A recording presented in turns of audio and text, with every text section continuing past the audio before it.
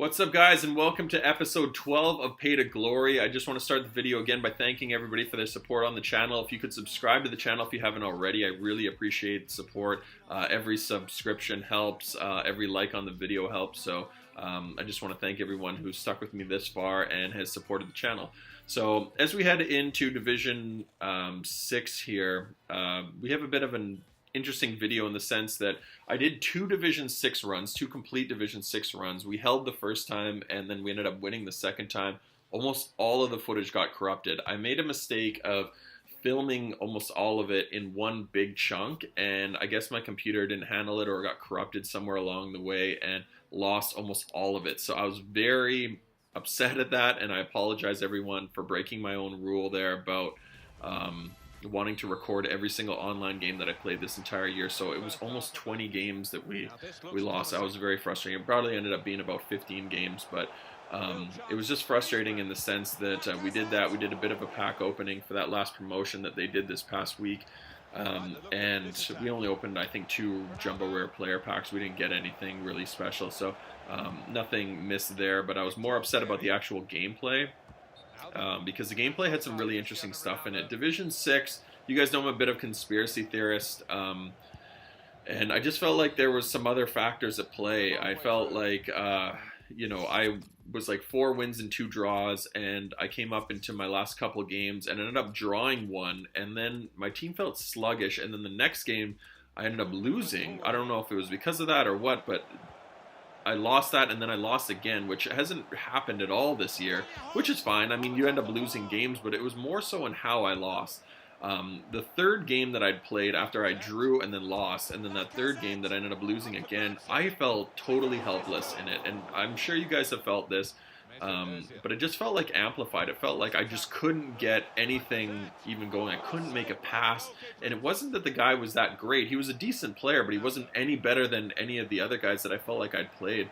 But this guy just couldn't do anything wrong, and I don't have, like I said, I don't have the footage, unfortunately, so I wish I could have shown it, but it just was one of those games where I was just totally helpless. I just, like, literally couldn't complete an entire pass. And for those of you that are just going to say, oh, you're just mad because you lost or mad because you're upset, on the flip side of it, when I did my second run, I started off, I think I won a couple, lost a couple, but I was in the 10th game and I only needed 1 win. And again, I felt like I'm saying, I felt like morale was back in the game because I'd won a couple games straight, and this other guy's team, again, he wasn't a bad player. He didn't do anything wrong, but everything that I touched was gold. And 2 of my 3 goals were automatic shots that the computer took. I didn't even shoot. I didn't even hit shoot. One was a shot that his keeper should have saved, instead parried it. It fell right to my guy, and he auto-slid, Lacazette auto-slid and put it into the net. Same thing, a second shot came in, ball jumps up, and my guy runs in and jumps and heads it. And I didn't even hit shoot. It was like the game just wanted me to win. And the guy ended up rage quitting after about 30 minutes when he was 3-0 down, and I don't blame him because he couldn't even tackle me. Honestly, I wasn't even having to try. I was just doing these lazy cuts, and his player would just run around my guy. Like, he just wouldn't identify where it is. And you know, there's other games where it feels like every time you get the ball, the guy just comes and steals it from you. This guy was just, couldn't even get near me. So it felt like there was morale or some type of scripting was going on. And it was just kind of like prolonging the season. Now, I know you guys are probably going to say I'm crazy for thinking that, and maybe I am. Maybe it was connection. I wasn't really paying attention to the connection. It could have been a lot of other things, but I just feel like morale or something is still in the game, or there's some other thing going on with seasons. It just, like, it was very frustrating because it just forced me to play. There were some games where I'd come in and the other guy would just get, it felt like he had just had an advantage, and then there was other games where I just couldn't do anything wrong. Like, it wasn't because the guy was any better. You know, Division 5, Division 6, you're going to come up against some good guys, but, you know, there's still a lot of really good players in it because people are still getting games from Black Friday and working their way up division, so you're going to come up against really good players. But, you know, it just feels like a lot of the time, especially in seasons, there's just external factors at play that are forcing your team to either play good or play bad. But I don't know what the reason for that was. It was just very frustrating. So that first game that we played is actually going to be our second game from Division 6. Our first one was in the last episode. And then everything, the next like 15 games, the rest of that Division 6 run, and then the entire Division 6 run that I won, all of that got wiped out. So that was very frustrating for me. And then this second game is actually our first game from Division 5. So unfortunately, we're going to have to just ignore Division 6. I apologize for breaking my own rule, but, you know, there's not really much I can do. It was just corrupt footage. So as we come into this, you guys probably saw that my team changed dramatically. So what I'm going to do is, rather than just be 2 games and make it an 8-minute video, I'm going to go into a live section where I'm going to break down the changes that I made to the team. We spent pretty much almost all of our close to 800,000 coins to build the team to make it really, really bossy in order to play in some of these higher divisions, at least in the meantime. So I'm going to take you guys through a bit of a club tour and show you guys some of the players that we purchased, why we purchased them, and what we plan on doing, especially heading into Futmas. So back to the gameplay. The first game that we played, the guy had prime R9 Ronaldo, and then he had CR7 Ronaldo as well, both loans. So I guess he had those from the pre-order, or from the Ronaldo Icon Edition. But his team just played really good. You guys saw that crazy run that he went on with Ronaldo. I'm really scared when that prime Ronaldo comes out. And then we ended up pulling it back kind of luckily at the end to make it 1-1. And then in the second game here, the Division 5 game that we played, this guy was a decent player. He didn't offer a whole lot offensively, but he was a decent player all around. He was patient with the ball. He just didn't create a whole lot, and we created a few more chances than he did. The first goal that I scored, I was pretty happy with it in the sense that it was just a low-driven pass that's super overpowered, and then he ends up scoring this really fluky goal in the 45th minute. Just a low-driven shot from well outside the area. Like, was defending it fine, hit a bunch of players in front of him, didn't feel like there was any pressure, and he just low drove it into the corner. I don't know why it went in. It was just very frustrating for me because it was an opportunity out of nowhere that he just, I don't even want to say created, he just kind of hit shoot, and it just found the back of the net. And then I guess karma ended up getting him, or getting me, or whatever, because I ended up getting that fluky goal with Lacazette. I just went ultra attacking, which is just so, again, overpowered this year, where I just essentially just spammed it forward, hit shoot, it bounces down, his guy weakly clears it, none of his players identify, the only guy that identifies is Lacazette, and end up scoring again. So again, Lacazette has just been like such a overpowered player. I was contemplating selling him at one point just because I liked having Griezmann in there, but I don't know if I could sell him. He's just so big, so fast, so skilled, and so overall clinical in front of net, with the exception of that chance. That was one opportunity that I really expected to go in. I was very frustrated that it didn't go in because I'd created such a great opportunity, but maybe that's just my fault. I should have taken it a little bit more patiently, but I don't know why he took it with his left foot. He shouldn't be shooting it with his left. I wanted to kind of take it in on his right and have him drive far post, but instead he shoots it across his body with his left foot. So very annoying in that sense, but you know, what are you going to do with that? So we do end up getting the win. We draw that first game in Division 6, and we end up eventually winning Division 6, and then we win our first game from Division 5. So I'm expecting some really, really tough challenges from the rest of our Division 5 run. But that's going to be it for the gameplay. Now I'm going to jump into the live section. Alright guys, so what we are in now is the live portion of it, and I wanted to show you guys the actual lineup that we've changed to. So we've made a couple changes to the actual team. We spent a couple coins there, a couple 100,000 coins, in order to just improve the team overall. The first change we made was to the keeper. So we went up and we got Thibaut Courtois. So I was using Ederson in the back, and Ederson was fine, but during the Division 6 runs, there were games where he would come up massive and he'd save my hide, and then there was other games where he just wasn't really performing. So I decided to spend a little bit of money and go out and get Thibaut Courtois. I believe he cost me 69. We got a little bit of a snag on him there during the time when all those jumbo packs and all those ultimate packs were coming out. So 70k for him wasn't too bad actually for an 89 rated. Worst case scenario, if you hate his guts, you can always rinse him through one of the SBCs for the prime icons, or just resell him. His price is not going to drop because people are going to need him for icon SBCs.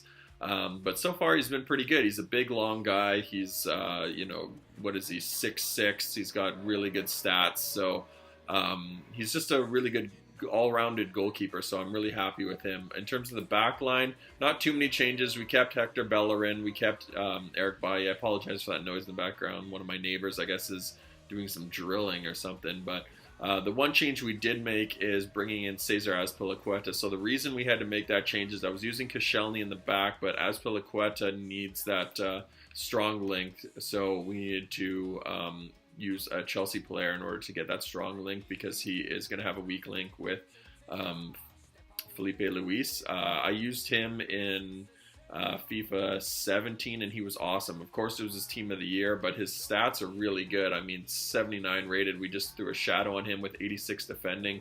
He's better than Koscielny in almost every section, so I'm really happy with him being our other center back. So he is going to be a really good player there. Felipe Luis I've been very happy with. Attacking wise, he's phenomenal. Defensively is good, but we threw a shadow on him just to get his pace up. But because his defending stat is actually fairly decent for a wing back, he covers the runs really well, and he feels a lot faster than the 79. I think his actual, if I were to take a guess, I would assume that, yeah, there you go, his sprint speed is actually higher than, 79. He's 82. So when he does need to change direction and cover one of the runners, and you believe me, there are a lot of fast runners because so many guys use like BPL teams where they have like Sadio Mane and Theo Walcott and whoever else on that right wing, you need to have a fairly decently quick guy, but his all-around positioning and his stats are fairly good. So as you guys can see, his tackling 83, slide tackling 86, his marking 85. He's just a really well-rounded defender, so I've been a big fan of his, and he attacks really well. He's really good on the rush. We brought in Moussa Dembele for Bakayoko, and the reason for that was we needed this hard link with the man KDB up there. So Moussa Dembele was a guy that I didn't use before. I'm not a massive fan of him in real life, but his stats were just really well-rounded. He had decent defending. His physical is phenomenal, and his pace, 76, is going to be really good. He also has medium work rates. So in terms of being just like a big, bulky center defensive midfielder, he is exactly what I want from that. Like I said, I threw an anchor on him, so his pace is already fine. His tackling, his standing tackle being at 80, and then you throw an anchor that brings that up. But that strength, 92, that's going to be massive, because having like a relatively tall guy who's got good strength is going to be very important. And then he's got decent dribbling and decent passing. So he's not the best shooter in the world. A shot power is okay, but look at that 66 finishing. But it doesn't really matter because your CDM's probably not going to get forward too much.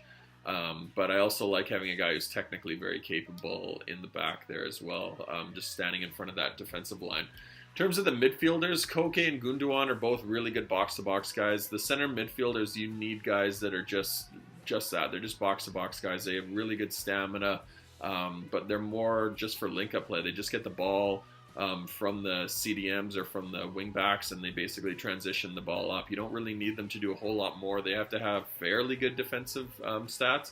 Koke is not great in that department, but he's okay. You don't really feel too much of a difference. And then with Ilkay Gundogan, his defense is the same thing. I think he might even have high medium work rate. So he's a little bit more offensive minded, but he's been a good box to box guy, and you just keep his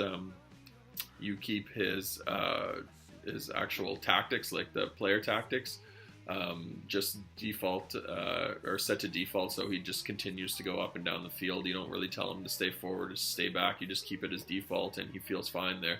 But this is the guy that we spent a majority of our coins on, Kevin De Bruyne's team of the group stage card, 690,000.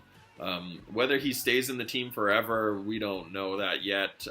Right now, I don't know if the coins are burning a hole in my pocket, but I just wanted to try him out. I've wanted to have Kevin De Bruyne in there.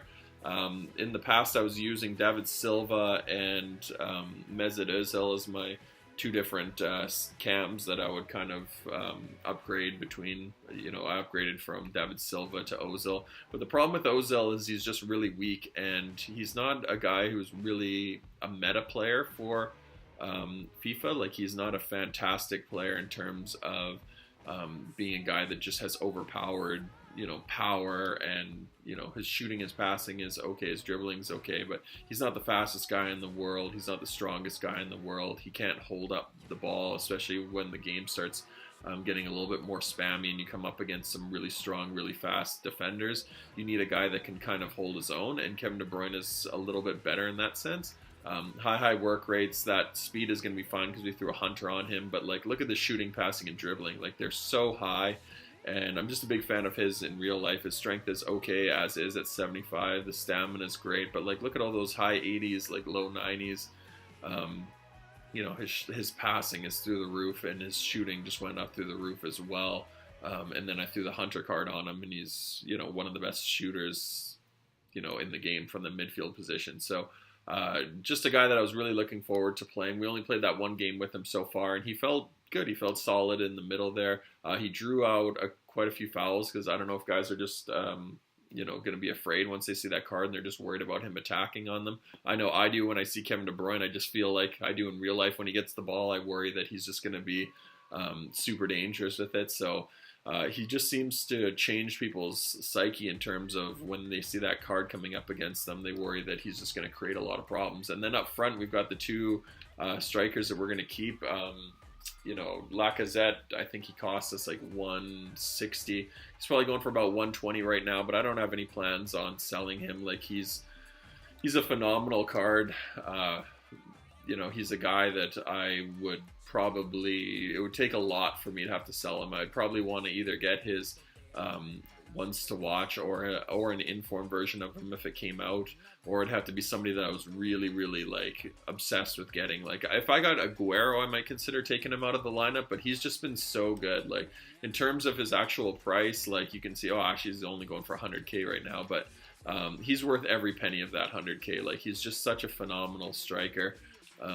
He's big, he's fast, he's strong, you know, he's technically gifted. He can do everything. He's everything that you need. So he's worth that 100k. And like I said, he's probably one of the best strikers in the EPL. So there's no real reason to get rid of him unless I'm going to change the team around. And then Antoine Griezmann, kind of same thing. I'm a big fan of Antoine Griezmann. My only knock on him is his physical. He's not super strong. Even if his strength, yeah, 61, there you go. And I have a hawk on him as well. I want to put a hunter on him, but I need that strength to be even better because he feels very weak. He feels like Mesut Ozil. So that was another reason, is him and Ozil up there.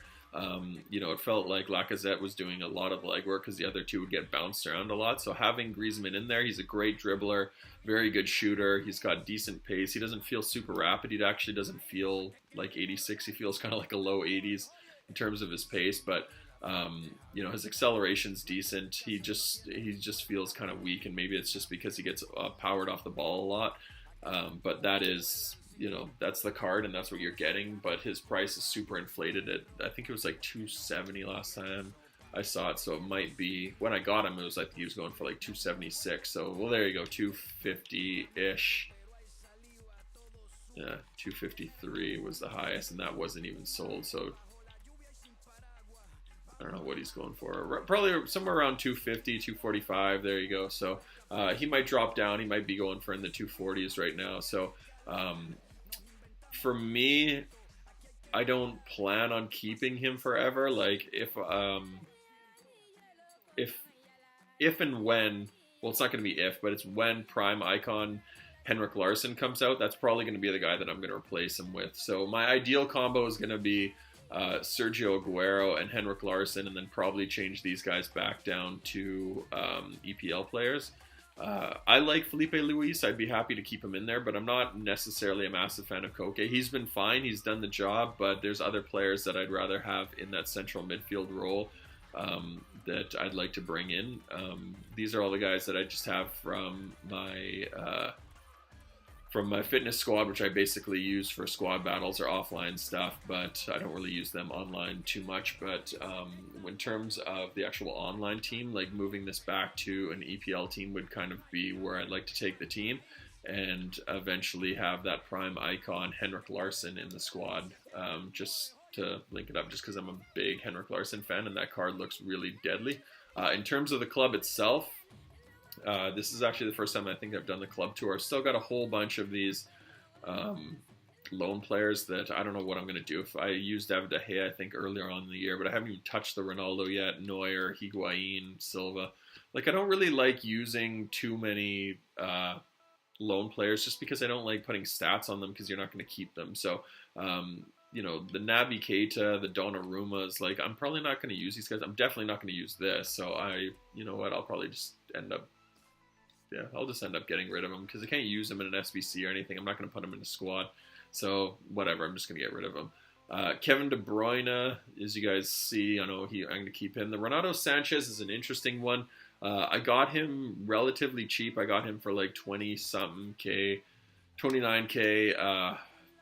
I got him as an investment. I was expecting him to be a little bit better. He's been an absolute nightmare at Swansea. I don't know what's going on with him, but I know he picked up an injury. His price dropped even further. I think he's only about 19K, something like that right now. So, that guy, I don't know what he's doing. It's 70 grand. He's not going to go for 70 grand, but you could probably get one there. You go 24.